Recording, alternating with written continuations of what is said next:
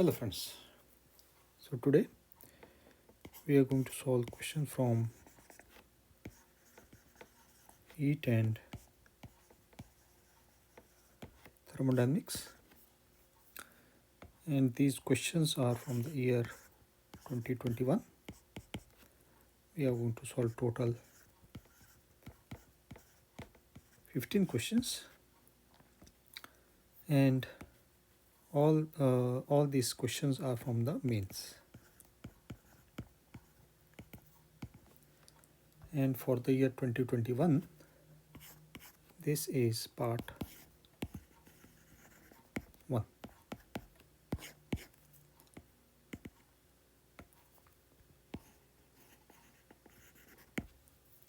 Remaining question we'll try to cover in part 2, and if required we will also do a part 3 for that.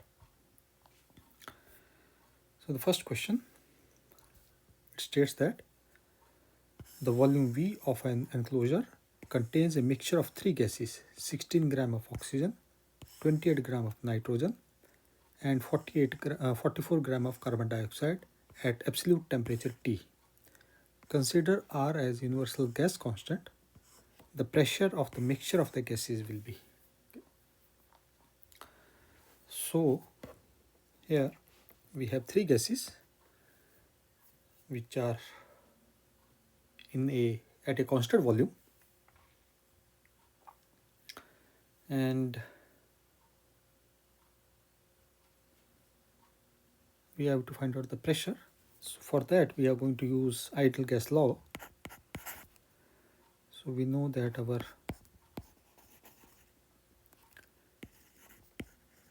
ideal gas law, it states that PV is equal to nRT, and in this particular question, in this particular equation, the N is the number of moles, but we are having mixture of 3 gases.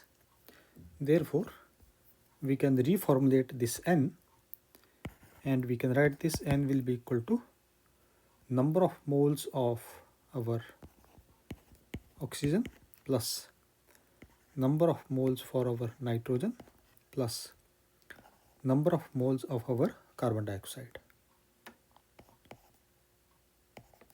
Okay. And we can find out the number of moles. Number of moles will be our given mass, that is 16 gram, and their molar mass of oxygen, which is our 32, plus given of our is nitrogen is 28, and its molar is also 28, plus for carbon dioxide it is 44, and given molar mass is also 44. And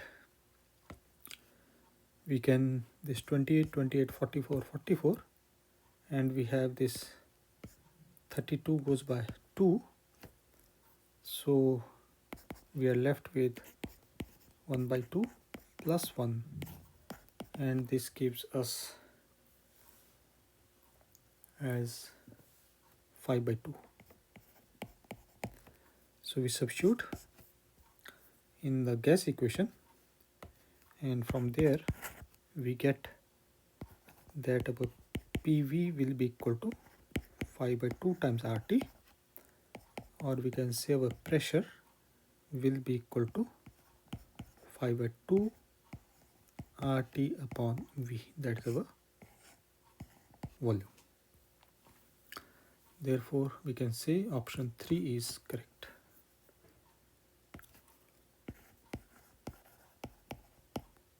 Option 3 is correct.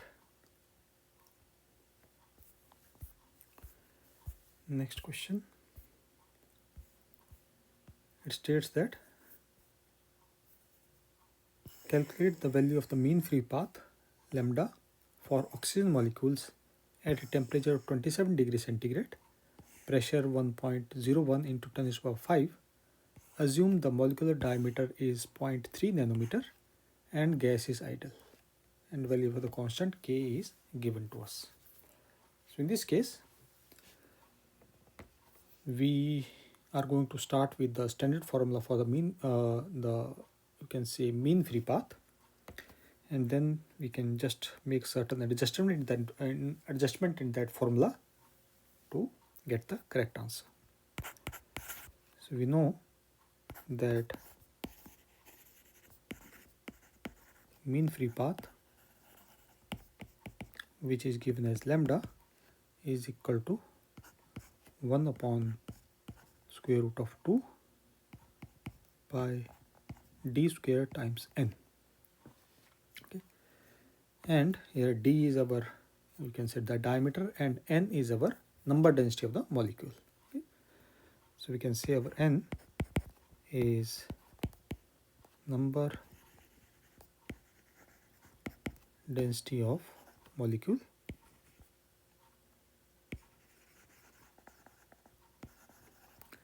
and which can be written as our P upon K multiplied by T.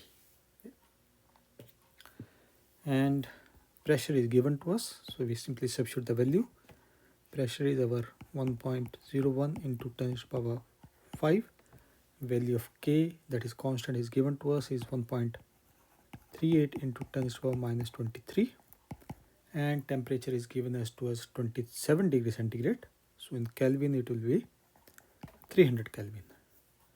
Therefore we get that the value of N will be approximately equal to 2.44 into 10 to the power 25 meter cube. And D is the diameter of the molecule, which is given as 0.3 nanometer, and pi d square is going to give us collision cross section. Okay, so let me write it. So this pi d square, it is called as collision cross section. Collision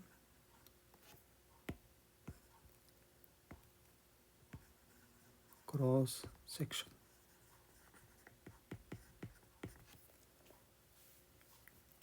And we can calculate it. Pi is our 3.14 and diameter is our 0.3 nanometer. So we can write this as, we have this square, so this will be coming as 9 into 10 to the power minus 20. So we get this pi d square is approximately equal to 2.827 into 10 to the power minus 19 meter square. Now we can easily find out our, that's a lambda. So we can say our lambda is equal to 1 upon square root of 2 is our 1.414. Pi d square we just calculated is 2.827 into 10 to the power minus 19, and value of n is our 2.444 into 10 to the power 25.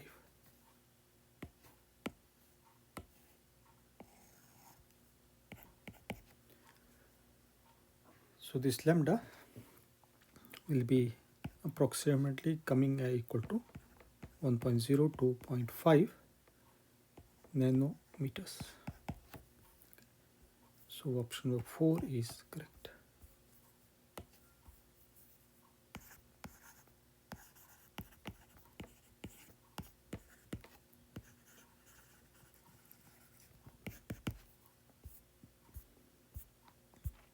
Next question. It states that a polyatomic ideal gas has 24 vibrational modes. What is the value of our gamma? Okay. So for polyatomic gas, we know that the degree of freedom, that is our F, it will be including the translational plus rotational and vibrational contributions. And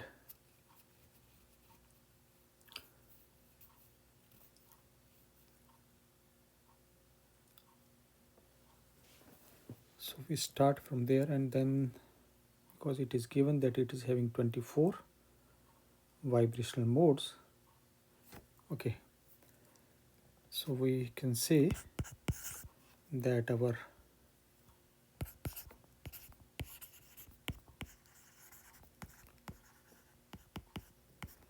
polyatomic gas has, we can say polyatomic gas, the degree of freedom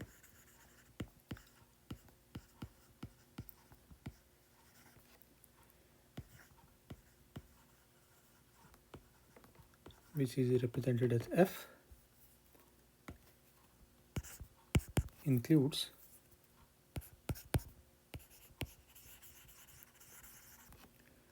and it is going to include as translational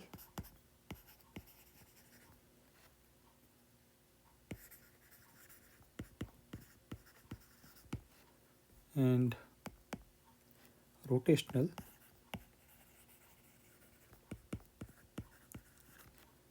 and vibrational.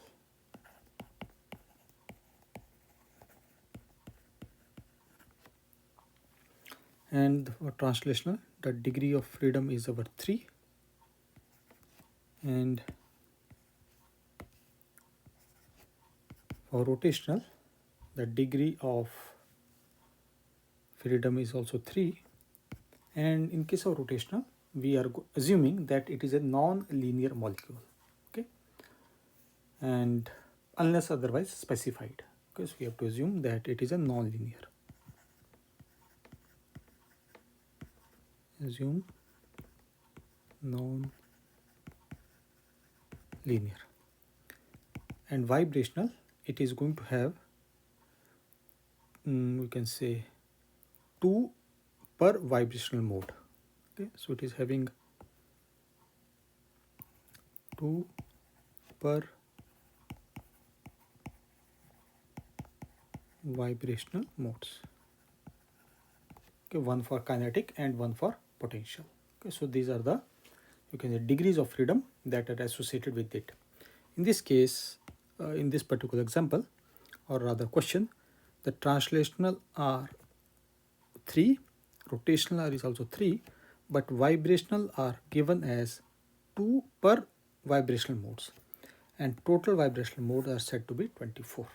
Okay. So therefore, we can say with (24)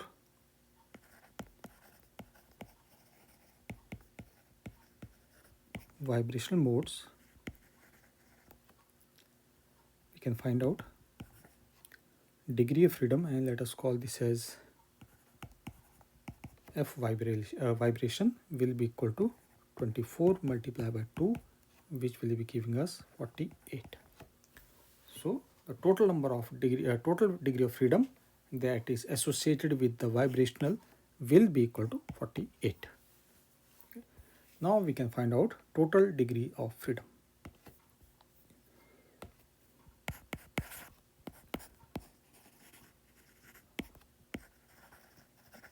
Total degrees of freedom, and that is equal to 3 plus 3 plus 48, and this will be coming as our 54, and we have to find out the gamma, which is our ratio of specific heat. So we can say our ratio of specific heat, which is our gamma. Normal formula is given to us everywhere as C of P and C of V, and in terms of degree of freedom, we can write this as F by 2 plus 1 and divide by F by 2. Okay. And we can further write this as our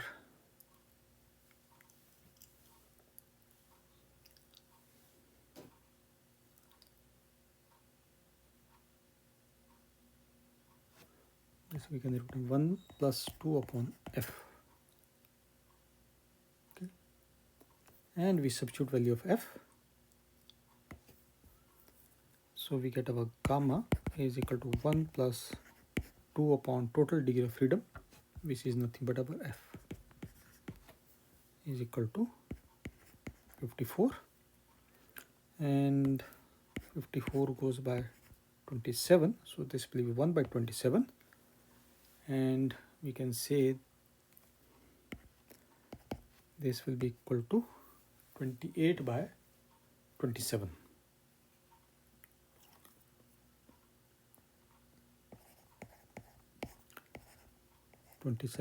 Approximately this will be equal to 1.037. So we have option number 1.037, option number 1 is correct.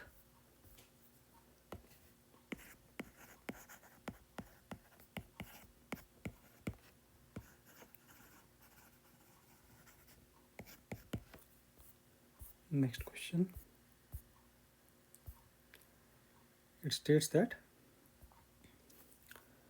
two ideal polyatomic gases at temperature T1 and T2 are mixed so that there is no loss of energy if F1 and F2, M1, M2, N1, N2 be the degrees of freedom, masses, number of molecules of the first and the second gas respectively. The temperature of the mixture of these two gases is. Okay, so we have to find out the temperature of the gases where they are going to be mixed.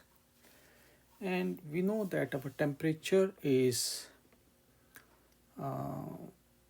somewhat related with our internal energy, or we can say our internal energy is dependent upon the degree of freedom as well as our temperature.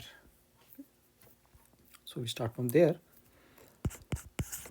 So we can say that for ideal gas,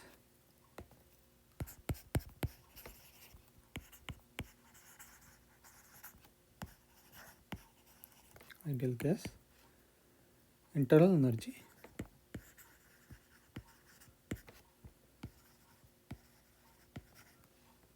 depends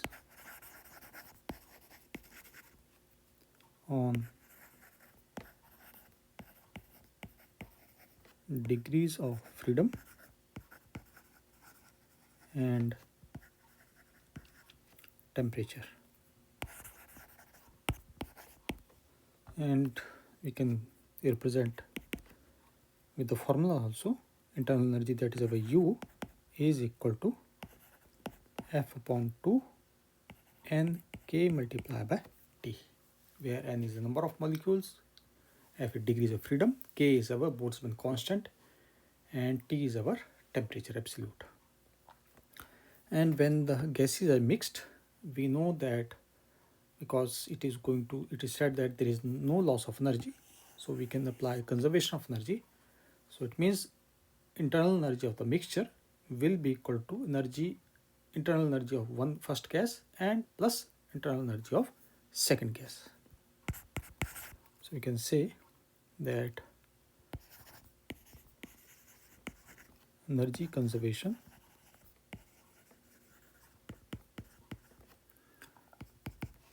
which gives us that energy of our mixture is equal to energy of the first gas and energy of our second gas. And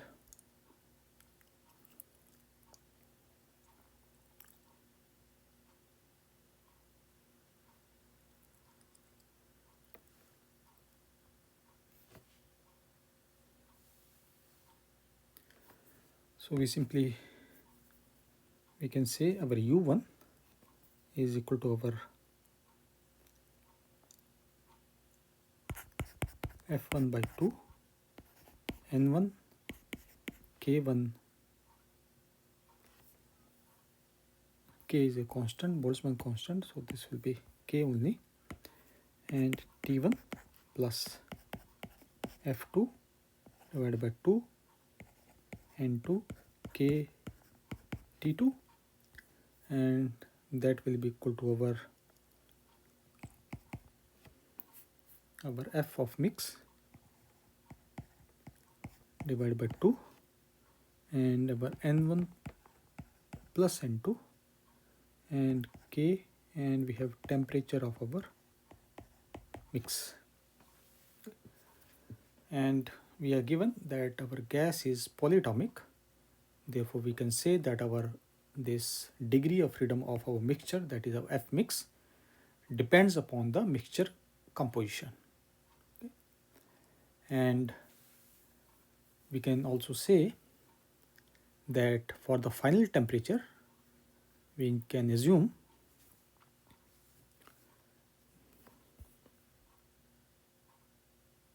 okay, let's first of all sort it out, then we can say.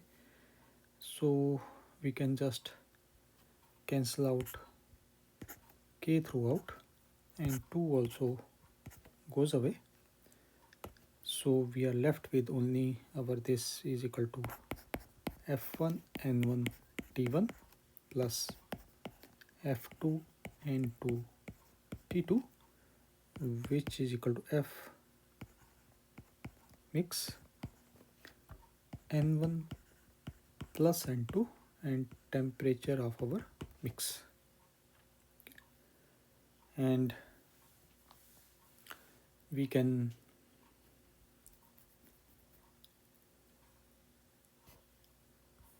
what we have to find out, temperature of mixture we have to find out. So we can say that our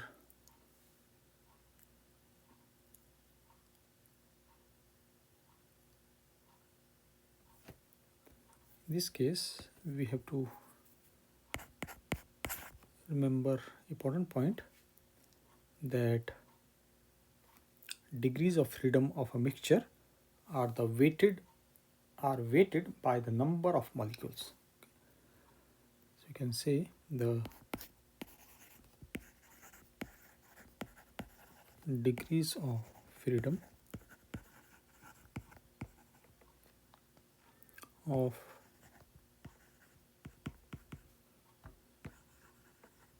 mixture are weighted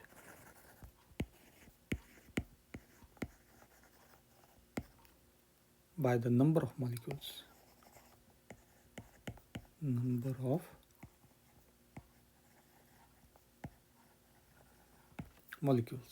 Okay. And therefore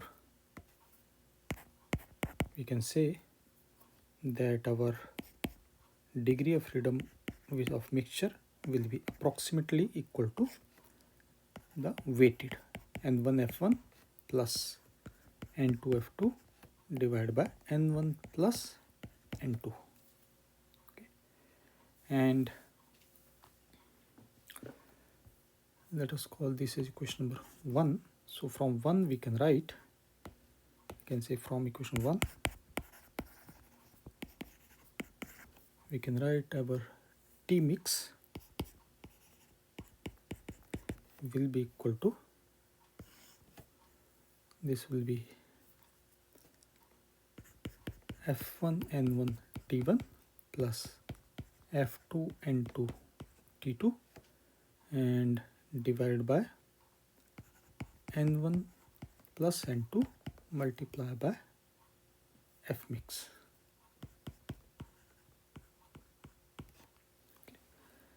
Now if we substitute value of our F mix, okay, so we get this as our temperature of our mix is equal to, we substitute value of our F mix and we get this as our F1 N1 T1 plus F2 N2 T2, and this comes as N1 plus N2 multiplied by, this will be our F mix is our N1 F1 plus N2 F2 whole divided by N1 plus N2. and this n1 plus n2, n1 plus n2 cancels out. So this gives us ratio is equal to our f1 n1 t1 plus f2 n2 t2 divided by, this is n1 f1 plus n2 f2. Okay, so here we have to remember, this is, you can also say that whenever we find out C of V of the mix also, we do the weighted part there, okay, because that is equal to n1 multiplied by C1 of first plus n2 multiplied by CV of second divided by n1 plus n2. So that is also the weighted by the number of molecules. So based on this, we can say our correct option will be option number 2 is correct.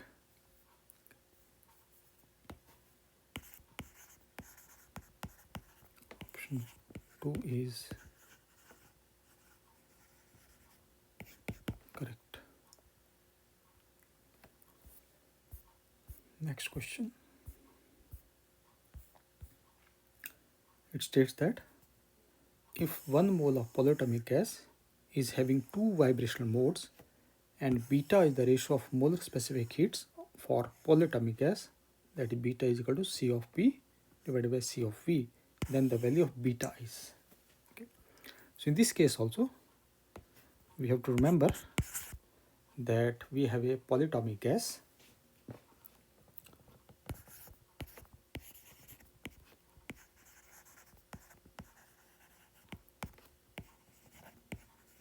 and this polyatomic gas is going to have degrees of freedom,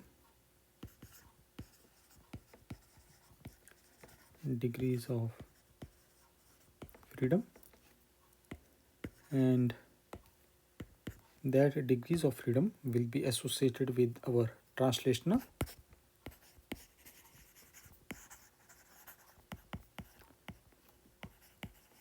and for translational it will be 3, and next is our rotational,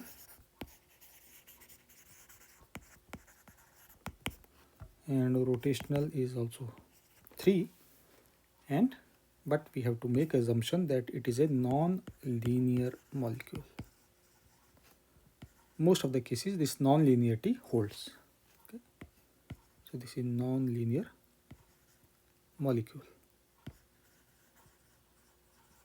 Okay. If it's not mentioned, so we can presume that it is discussing the non-linear molecule. And finally, it is our vibrational,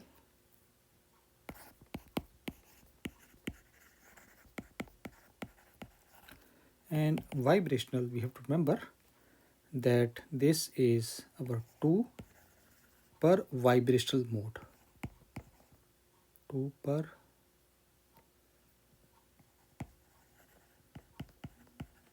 vibrational modes. So in this case we are given 2 vibrational modes, therefore we can say the total degree of freedom associated with the vibrational mode will be equal to 2 times 2, which is about 4. Now we can calculate total degree of freedom.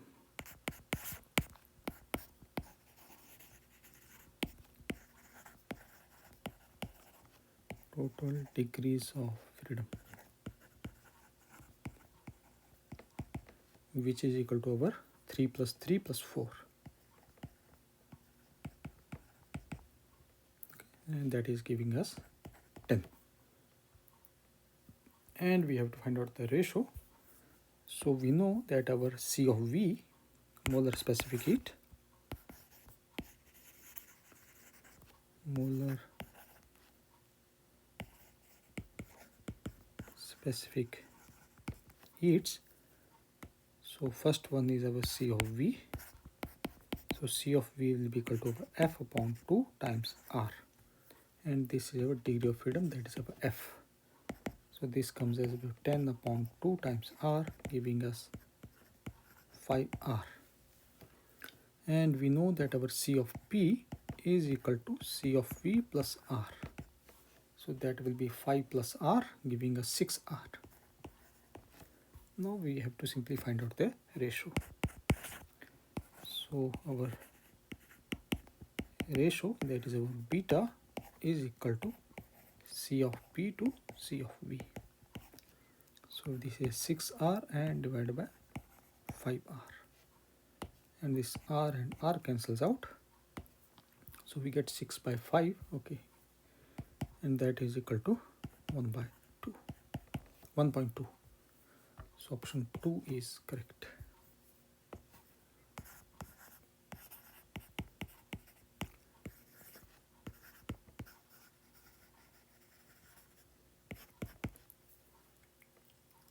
Next question.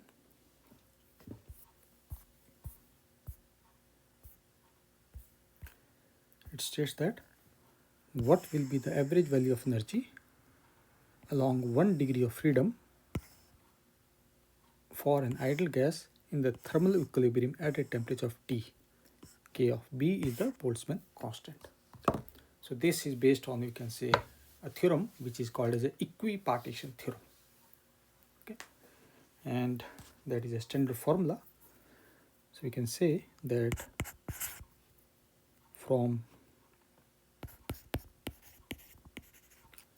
equipartition theorem,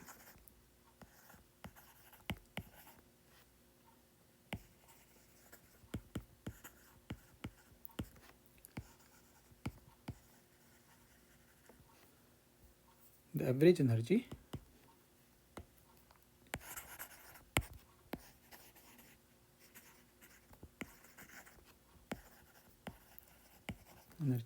per degree of freedom average energy per degree of freedom.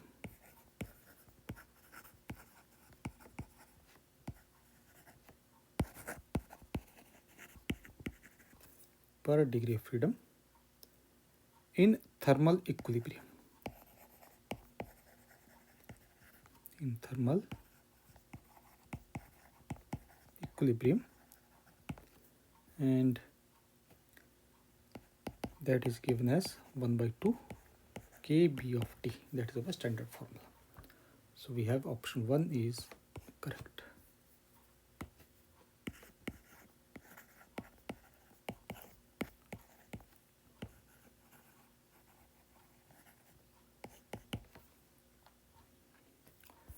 Next question. It states that consider a sample of oxygen behaving like ideal gas at 300 Kelvin. The ratio of root mean square RMS to the average velocity of the gas molecule would be molecular weight of oxygen 32, R is 8.3. Okay, so we have to find the ratio of RMS to average velocity. Okay, so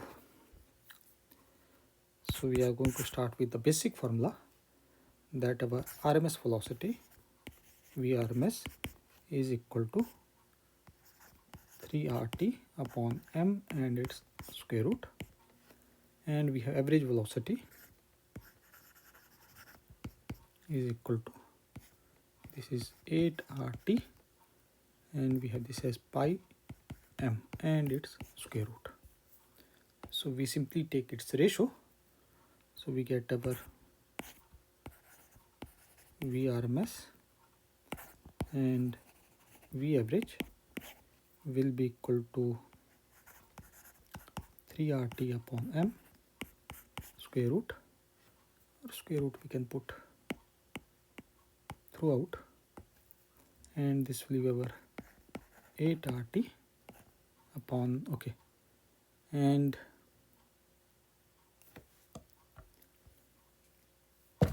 gas is same,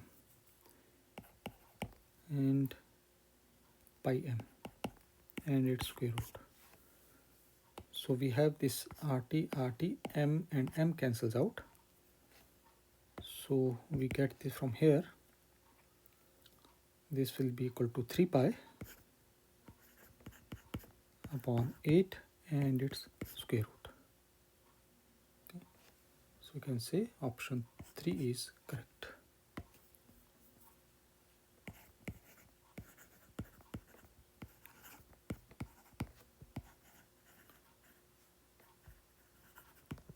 Correct. Next question. It states that a bimetallic strip consists of metals A and B. It is mounted rigidly as shown. Metal A has higher coefficient of expansion compared to that of metal B. When the bimetallic strip is placed in the cold, both it will. Okay, so we have to find out whether it is going to bend to right, left, it is going to shrink and something. Okay, neither bend nor shrink. So these are the multiple options to us. Basic figure is given to us, A on the left and B is on the right. And the coefficient of expansion of A is given that it will be higher as compared to B. So we can say that because it is going to, as we are going to heat it, there will be change in length in both A as well as B, or there will be, sorry, it is not talking about heat, but it is talking about cooling. Okay, so we can, for the cooling also it's true that there will be thermal contraction. Okay. So we start with thermal contraction.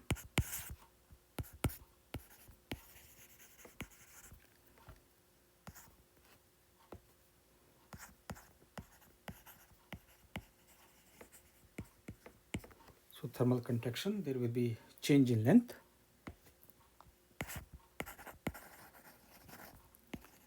Change in length, and let us suppose that is our delta L.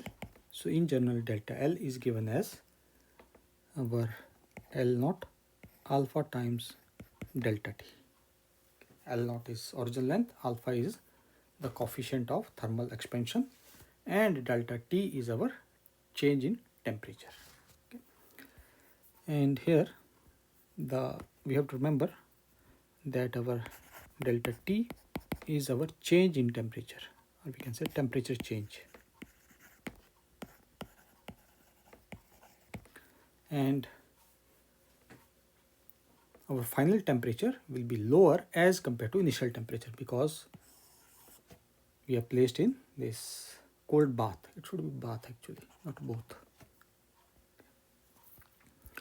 So from here we can say that our final temperature will be less than our initial temperature.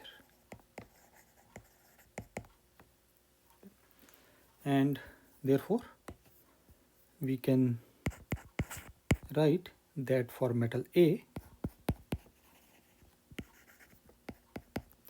our change in length will be equal to our L naught alpha A and delta T, and for B we can write this as our B is equal to L naught alpha B and delta T.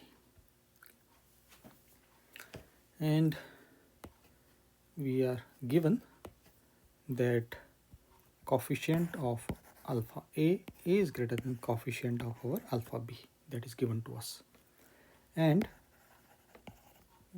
because the final temperature is less than initial temperature, therefore we can say our value of delta T will be less than 0, okay, because of cooling. Thus we can draw a conclusion that our lambda of A will be greater than change in of our length of B, and which basically means that metal A contracts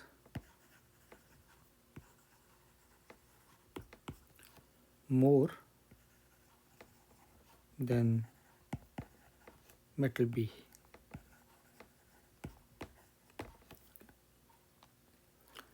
and because there is a difference in contraction, because metal A contracts more as compared to metal B, so there will be a bending. Okay, so we can say bending due to contraction.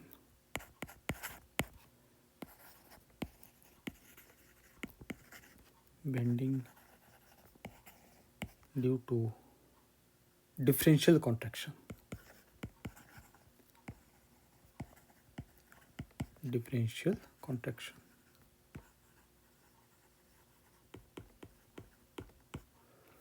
And if anything, you can say contracts, especially in this case, it is given that both these metals are very rigidly bound to the surface. Okay, it means they are not able to shrink freely. If it is lying in the open, so there is a tendency that is going to shrink and the bending will be nominal, or we can just ignore it. But because of tightly fixed at the bottom, there is no free shrinking, or we can say there will be bending. And this bending will be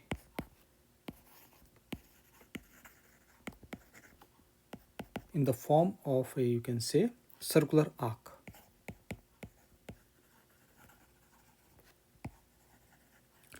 And because of the circular arc, there will be a radius of curvature. A radius of curvature. And suppose that radius of curvature is our r. So we can write the formula of radius of curvature. Radius of curvature, that is 1 upon r, will be equal to, this is our, you can say, because of the difference in their coefficient, so this comes as 6 times alpha a minus alpha b times delta t and divided by h. In this case, the h is nothing but our thickness, total thickness of the strip, that is for a plus b. So h is our total thickness.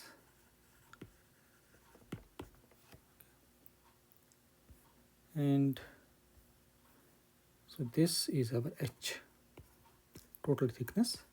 So from the figure we can also see that both are given as with equal thickness. So this is the formula for our radius of curvature. Now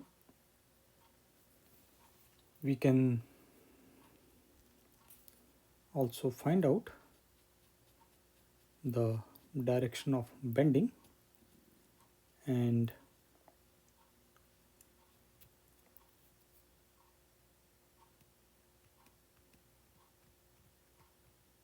for that we can consider the strain difference. Okay, so we consider the strain difference, and that strain difference will be equal to epsilon a minus epsilon b will be equal to our coefficient for a minus coefficient of b, and this is our delta t. And we already know, or rather we can say we are given, that our alpha a is greater than alpha b and our delta t is less than 0. Therefore this strain difference will be negative. So if strain difference is negative, which indicates that our metal A is going to shrink more and causing the strip to bend towards A. So we can say that metal A shrinks more, causing the strip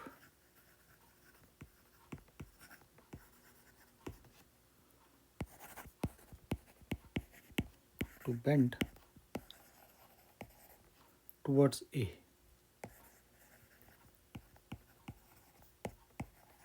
Or we can say left.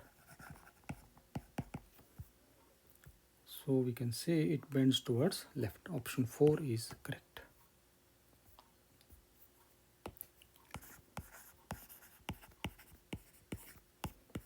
Four is correct. Next question.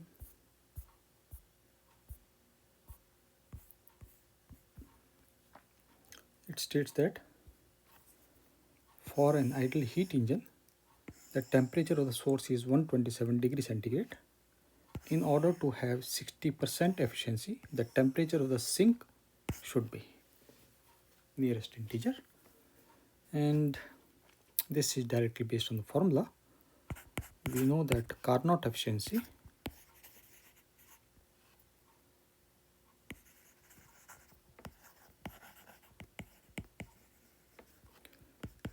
which is nu is equal to 1 minus temperature of cold minus temperature of hot.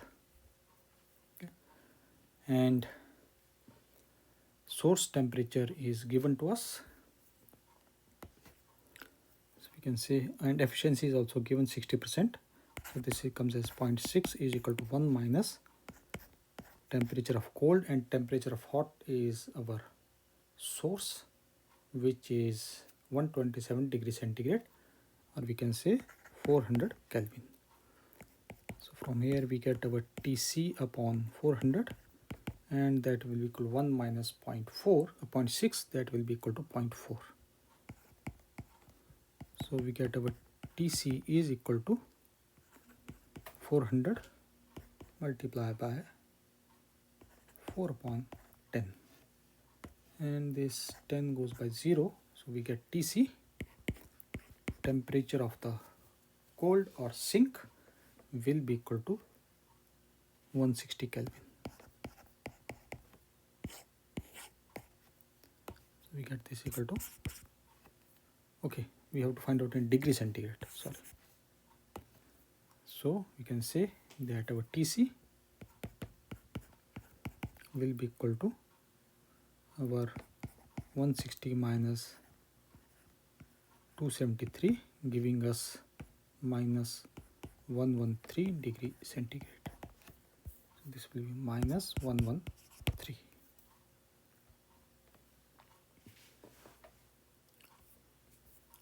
Next question.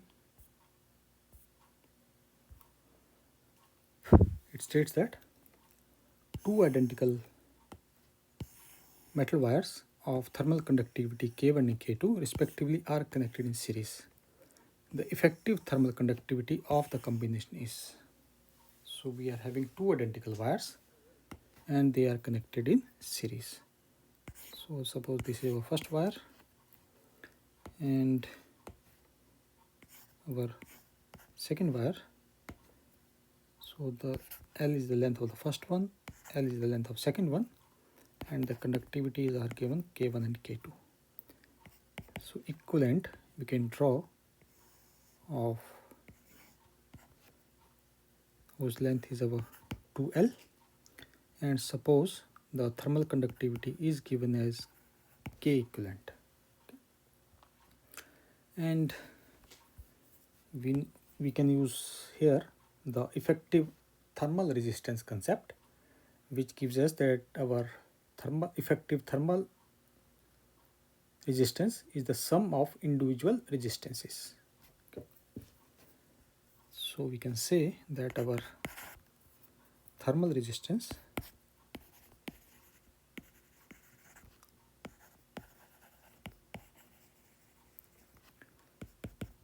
R, which is our L upon K times A, okay.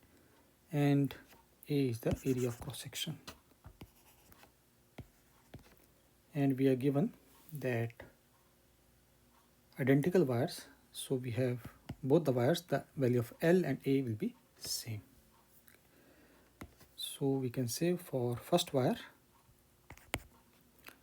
that is of R1 is equal to L upon K1 times A, and we have R2 is equal to L upon K2 times A. So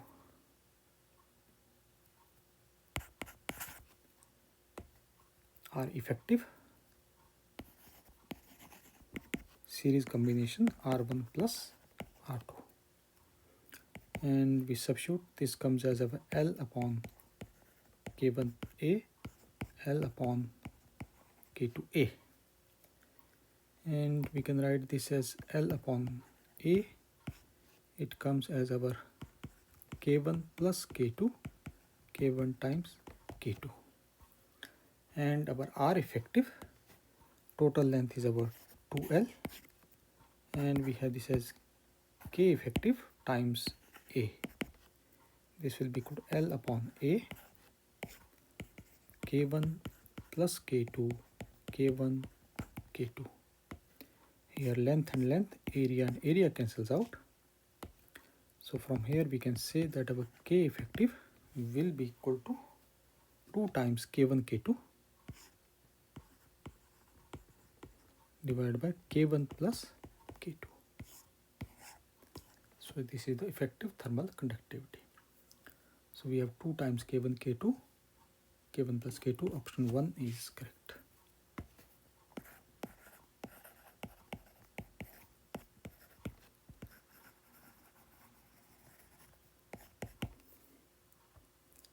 Next question.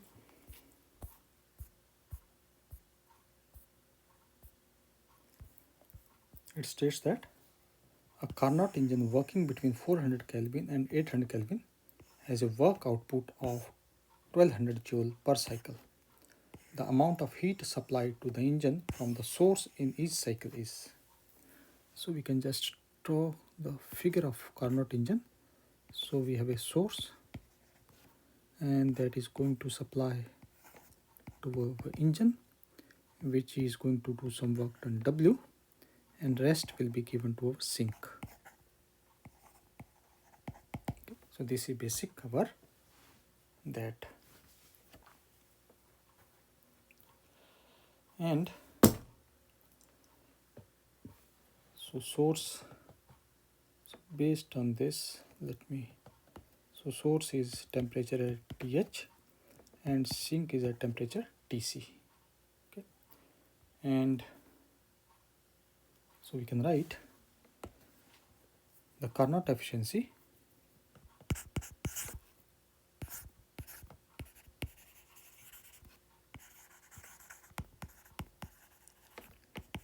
which is nu is equal to 1 minus Tc upon Th. Okay. Hot, cold and hot. Therefore we get that our efficiency is equal to 1 minus 400 upon 800, which comes equal to 0.5. And Carnot efficiency is also given as ratio of our work done and heat of our hot. Okay. And heat supplied by the amount of heat energy supplied to the engine. Okay. So we have to find out QH. So we can say QH will be equal to W oblique efficiency. So W is our 1200 and efficiency is our 0.5. So we get our QH is equal to 2400 joules. So option 4 is correct.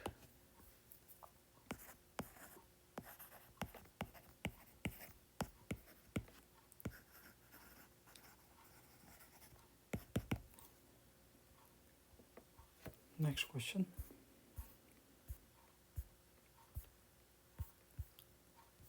It states that which of the following is the correct option for the two different thermodynamic processes. So it is talking about the processes which are adiabatic, isothermal, adiabatic and isobaric. There is no, okay, so there is no isochoric process. So in figure A, and in figure A, it talks about our adiabatic and isothermal process. Okay, but for adiabatic, we know that our volume cannot be constant, because here figure the volume is constant, so this cannot be correct. So we can say that figure A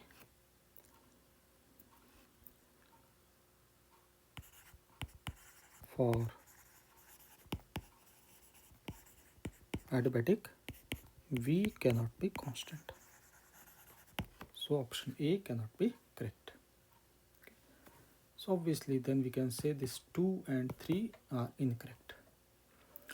And then we come to our B, which gives us that there is adiabatic and it is our isothermal.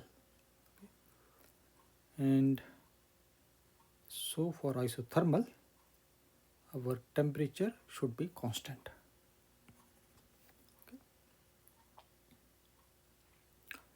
So in this case, for isothermal, our pressure is constant, okay, because temperature is varying. So suppose here is our T1 and here is our T2, so which is not possible. Therefore, we can say figure B, we can say for isothermal, temperature should be constant. So B cannot be correct. So if B is not correct, so fourth cannot be correct. So the option is our C and D. Okay. Because we can also match it from here. Figure B, for isothermal we know that our T is constant. So for isothermal we can say our T is constant for one fixed value, any value. And for adiabatic, we can also say that our volume is not constant. So we can say our volume is varying. So option C is correct. Similarly, this is true for our D also. Temperature is constant. It's different value, but it's constant. If this is T1, then we can say this is our T2.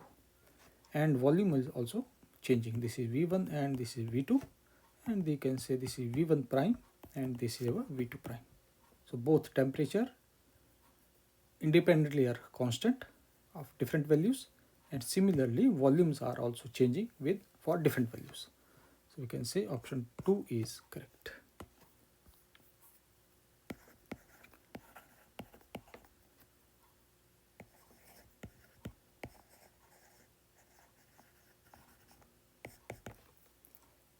Next question.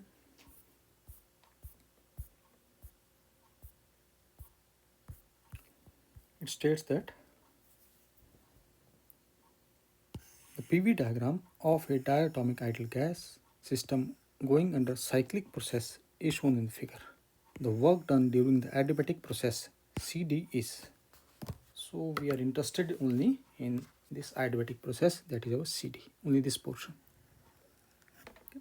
So here we can use directly the formula that the work done is equal to our, for adiabatic, difference in P1, P and V divided by 1 minus gamma. Okay. We can just use directly the formula. There is no need to calculate the other parts. Okay. So we know that for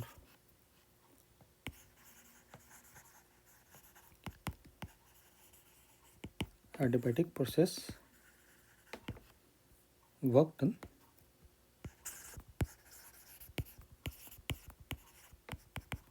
is P2 V2 minus P1 V1 1 minus gamma. So according to the graph, we can write this will be equal to our PC VC sorry, it is going upward, PdVd minus PCVC, and we have 1 minus gamma, and we simply substitute their values. So work done is our W, so we can say our W is equal to pressure at D is 3, not 3, sorry, pressure at D is about 200 Newton meter square, so this comes as 200 times 3 minus pressure at this is C is over 100 times 4, 1 minus 1.4, so this comes as minus 500 joules. So the option 1 is correct.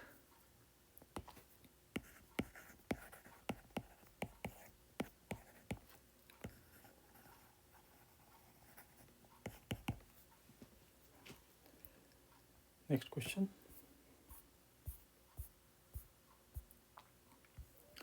It states that for an adiabatic expansion of an ideal gas, the fractional change in its pressure is equal to gamma is the ratio of their specific heats. So we have to find out the fractional change in specific heat, fractional change in the pressure and the process is adiabatic. So we know that for adiabatic, our PV raised to power gamma is equal to constant, and we take log both side, so we get this as our natural log of P plus gamma natural log of V is equal to constant, because log of constant is going to give us some constant value. Okay. And we differentiate it. So differentiation will be giving us dP by P plus this is gamma dV by V is equal to 0. So from here we get our dP by P is equal to minus gamma dV by V. So on the left side we are asking the fractional change. So dP by P is the representation of the fractional change. So we get our option 1 is correct.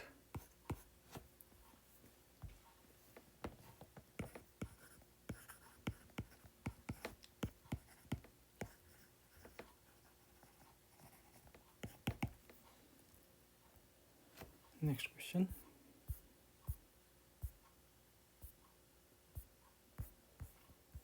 It states that an ideal gas in a cylinder is separated by piston in such a way that entropy of one part is S1 and that of other part is S2, given that S1 is greater than S2. If the piston is removed, then the total entropy of the system will be. So this is, you can say, based on the basic concept or definition of entropy, and in case there is no external work or no heat is exchanged, everything is insulated, and then the total entropy will be equal to the summation of their individual entropies. Okay? Because the gases are going to mix in such a way that that mixture is irreversible. Okay? So we can say the total entropy will be equal to sum of both the entropies.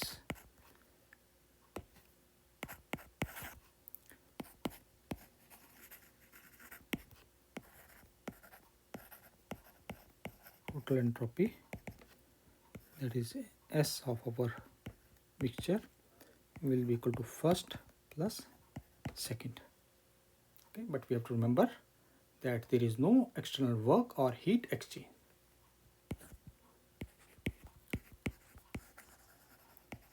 No external work or heat exchanged. Therefore, option 4 is correct.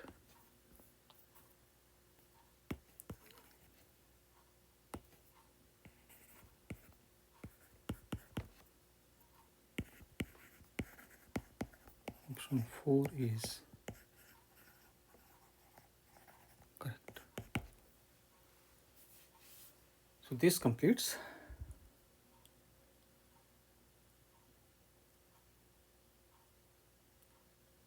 all the 15 questions from the year 2021. Okay, we did here only the mains question from the 2021, and this was the part 1. In part 2 we are going to do the remaining questions. Okay, if required we can also continue with part 3, and we'll try to cover the advanced question as well for the year 2021. Thank you.